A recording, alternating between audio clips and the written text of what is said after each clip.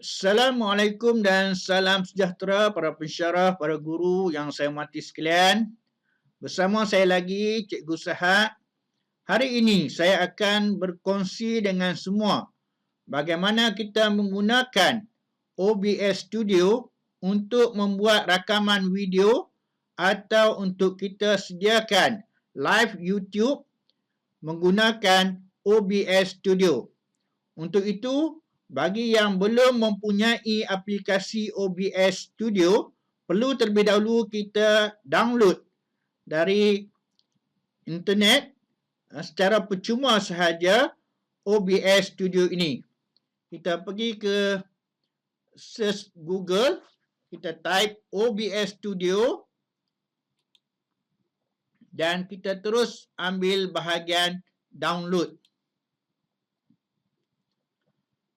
Di sini ada 3 pilihan, sama ada kita menggunakan Windows atau menggunakan Apple ataupun Mac atau kita menggunakan Linux untuk kita punya operating system, ya, OS. Kebanyakan kita menggunakan Windows, jadi kita klik pada Windows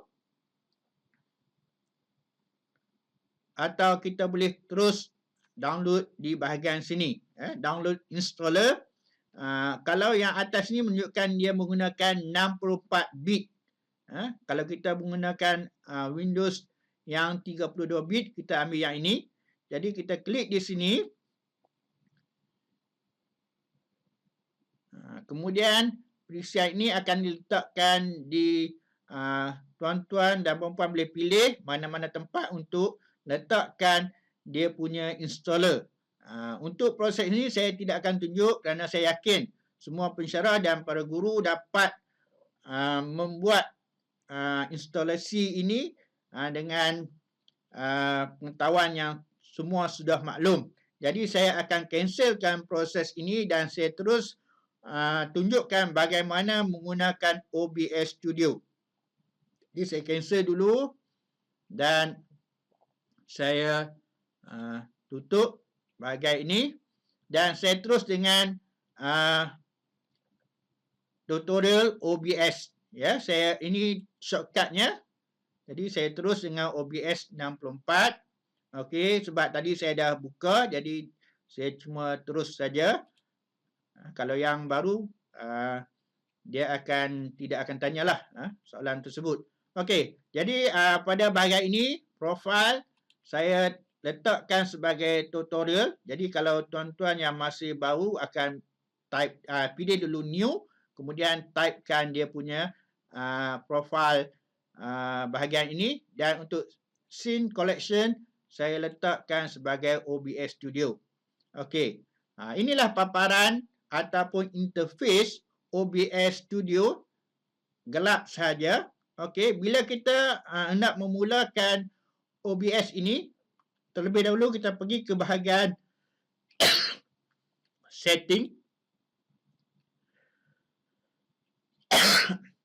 dan pada bahagian audio, untuk bahagian lain kita abaikan, cuma bahagian audio.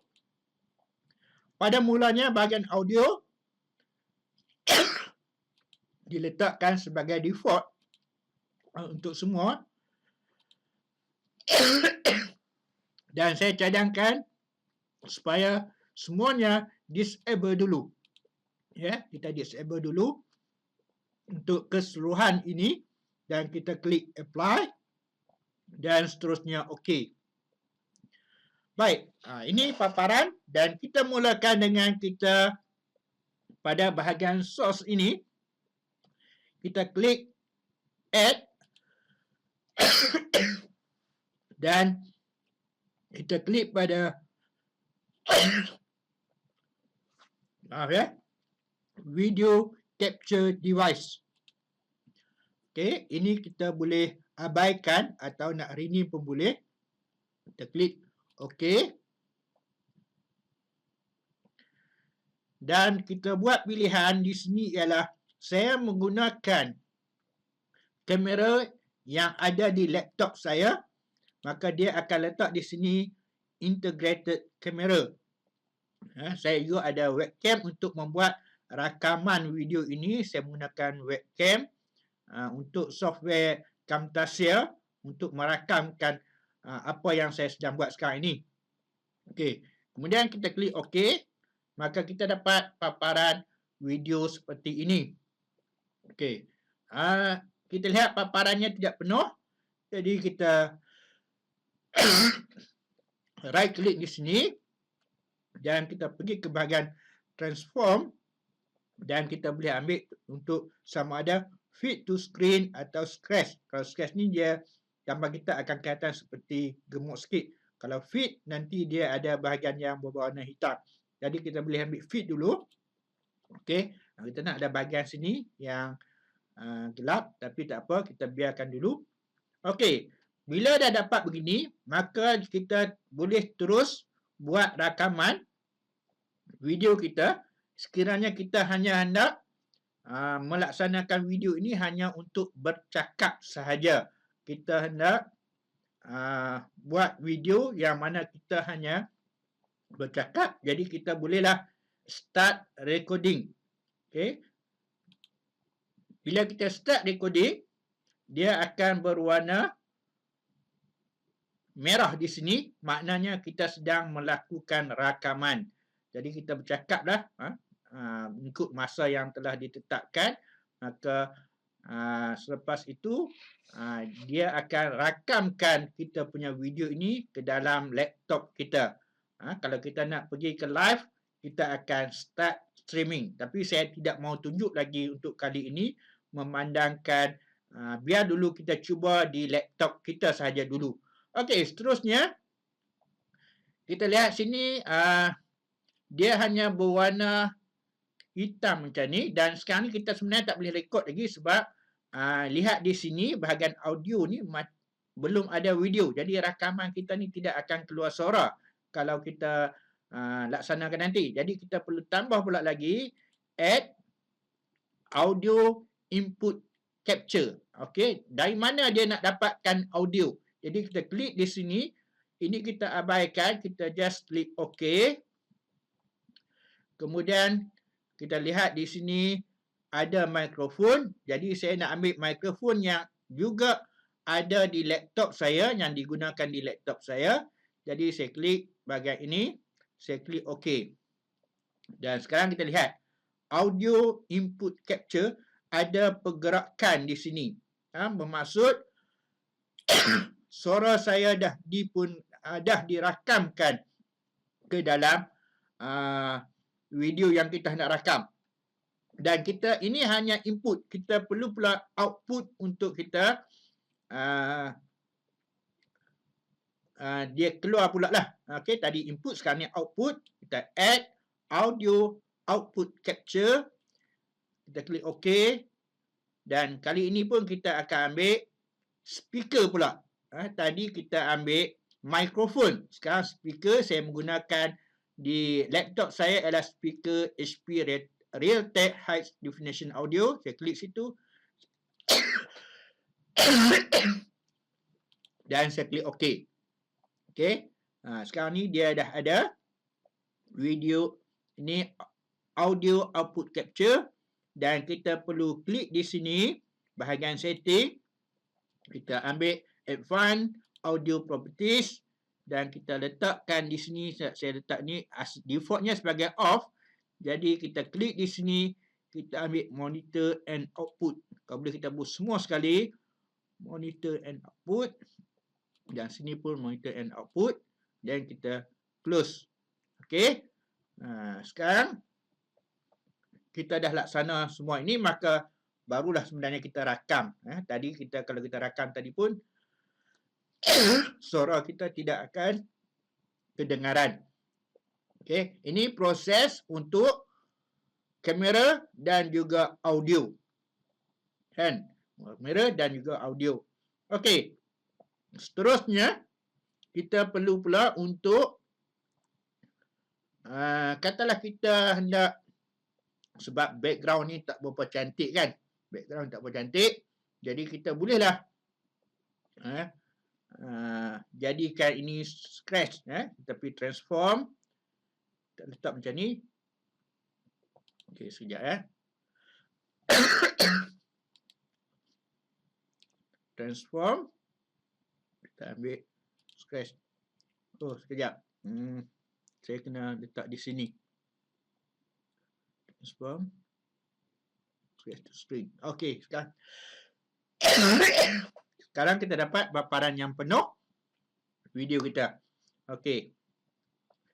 Baiklah. Katalah sekarang ni kita nak masukkan PowerPoint. Tadi kita kata kita nak cakap saja. Sekarang ni kita hendak sekali dengan ada persembahan PowerPoint ataupun kita jadikan dia PDF. Untuk itu, terlebih dahulu saya perlu minimizekan dulu. Dan saya perlu buka PowerPoint. Okay, contohnya saya ambil dari sini.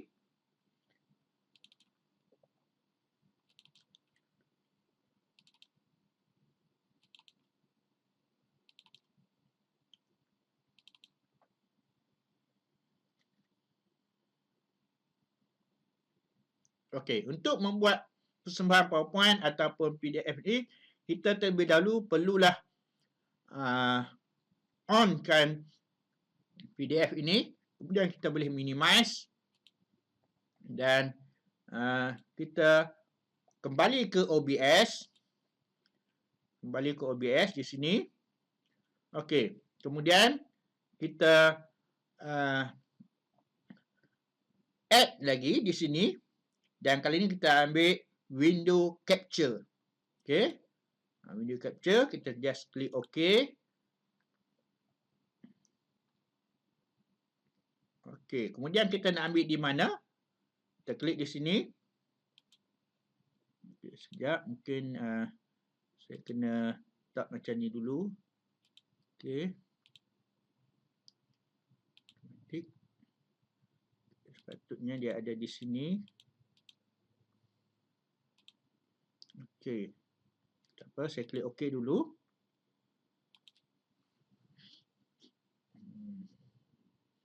Oh, mungkin dia okey, dia duduk atas sekali. Tak masalah. Kenapa dia macam komputer saya ni hang pula. Dia tak nak berfungsi. Okey, tak apa. Sekali lagi, window capture. Letak properties. Okey, baru ada. Okey ya. Kadang-kadang dia sebab laptop kita bergantung juga pada dia punya kita kata apa, dia punya RAM dia apa semua tu. Jadi komputer saya agak slow. Okey, kita klik OK. Kemudian kita lihat sini paparan dia ada melindungi saya, tapi tak apa. Okey. Untuk kita lihat paparan skrin untuk kita punya slide saja, kita tekan alternate di keyboard kita dan kita letak cursor sampai jadi macam tu dan kita boleh tarik dia sehingga ke bahagian slide sahaja. Okey. Itu juga di sini dah okey dan di sini. Okey, sebab kita nak lihat paparan ini saja. Okey, dan kita bolehlah tarik ke sini. Okey. Atau kita tarik ke sini. Okey. Jadi terlindung muka kita. Terlindung muka kita. Maka kita pun boleh sekali lagi.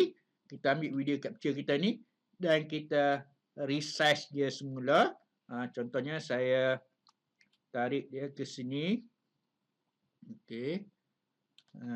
Okey. Kemudian tarik ke sini. Ini kita kena kecilkan sedikit. Okey. Jadi kita pun ada video dan juga slide. Jadi untuk proses kita nak lihat bagaimanalah keadaannya di dalam YouTube atau dalam rakaman kita, kita pergi ke Studio Mode. Okey, kita klik macam tu. Okey, ini kita untuk kita buat perubahan dan di dan di sini adalah untuk kita, inilah yang akan dipaparkan dalam video kita, sama ada kita buat secara rakaman ataupun kita buat secara live di YouTube. Dan di sini kita boleh lagi tambah, kita boleh tambah teks. Kita lihat di sini. Dia ada teks. Okey. Dan ada juga image. Okey, sekarang saya nak masukkan image memandangkan saya tidak mau lihat benda-benda hitam ni. Jadi saya ambil image. Okey. Saya klik okey. Kemudian saya kena cari image tu di mana. Okey, contohnya saya kata saya letak dia di D. Kemudian ada background studio dan saya ambil studio ini. Saya klik open. Okey, sekarang kita ada macam ni. Okey, so saya klik okey. Dan image ni kita lihat dia di atas. Jadi dia akan kedut ke atas. Jadi kita akan tarik dia letak di bawah. Okey, jadi image ni kita right click, kemudian kita pergi ke bahagian Trace to Screen. Okey, kemudian bila ni kita lihat ni di laptop kita, ini yang akan dipaparkan, jadi kita kena klik Transition. Okey, kita nampak macam tu. Dan kita boleh ubah sekarang ni.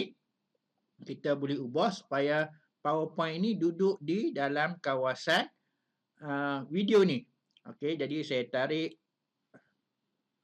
Set dulu. Kejap ya. Ini saya kena patah balik. Okey, kita kena letak dekat window capture. So saya boleh ubahkan supaya dia berada di sini.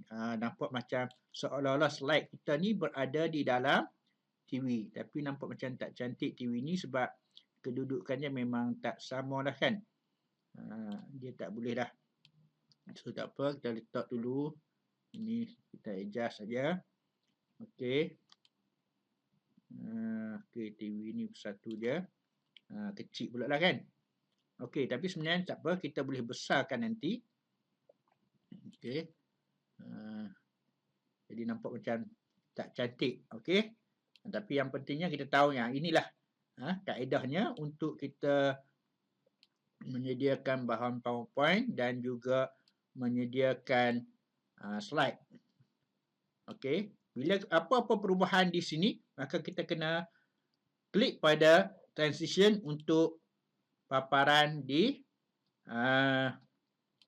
paparan rakaman kita ataupun dalam live YouTube kita. Okey. Kemudian bila kita nak masukkan tajuk yang kedua, slide ini, maka kita kena pergi dulu ke bahagian slide dan kita pun klik di sini untuk slide yang kedua. Okey, kita balik semula ke OBS. Okey, kemudian kita kena transition sekali lagi. Ini adalah slide yang kedua. Kita pergi sekali lagi bila kita dah cakap-cakap, kemudian kita nak pergi ke slide seterusnya, dia tidak akan mengganggu OBS kita. Semua kita klik sini dan kita pergi ke slide yang ketiga. Dan kita balik semula ke OBS dan kita klik lagi transition, maka kita akan dapati bahawa dia adalah slide yang seterusnya. Begitulah proses membuat rakaman OBS Studio, yang mana untuk membuat rakaman ini kita, walaupun namanya OBS Studio, kita tidak perlu sebuah studio yang kemas. Saya hanya menggunakan bilik saya dan seterusnya saya hanya menggunakan image dan juga PowerPoint. Dan seperti biasa, kalau kita nak menggunakan live streaming, kita hanya klik di sini start streaming. Tapi saya akan sediakan video yang kedua, iaitu bagaimana kita menyediakan OBS Studio ini untuk live streaming di YouTube. Jadi saya rasa sampai di sini saja video saya, tutorial saya. InsyaAllah jika ada kelapangan nanti saya akan sambung lagi dengan penggunaan OBS Studio untuk live streaming. Hari ini pun tak apa nak sihat hari ini. Okey, asyik batuk dia. Jadi saya sudahi dengan wabillahi taufiq wal hidayah. Assalamualaikum warahmatullahi wabarakatuh. Saya stop recording saya ini. Okey. Selesai sudah stop recording. Maka kita nak lihat balik video yang telah kita buat tadi. Maka saya minimizekan dulu. Di mana video kita berada sekarang? Okey. Di mana video kita? Okey, video kita akan berada di dalam partition C. Kemudian tuan-tuan pilih video. Okey. Inilah video kita yang kita dah rakam tadi. Jadi saya buka dulu video kita ini.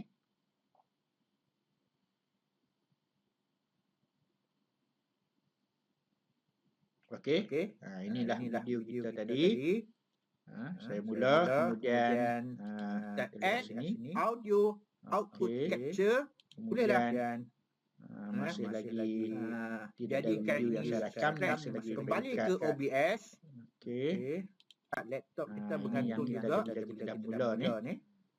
Okey. Oh, kita kata apa? Dia punya RAM dia apa semua tu. Jadi komputer muka kita, terlindung muka kita. Maka untuk kita buat perubahan dan okey, so saya klik okey. Dan image ni so saya boleh okey. Jadi selesai sudah. Supaya dia itu maka dengan video video ini pun kita boleh upload secara biasa ke dalam kita punya YouTube channel YouTube kita. Okey. Jadi sekian saja. Kita jumpa lagi di siri-siri yang berikutnya.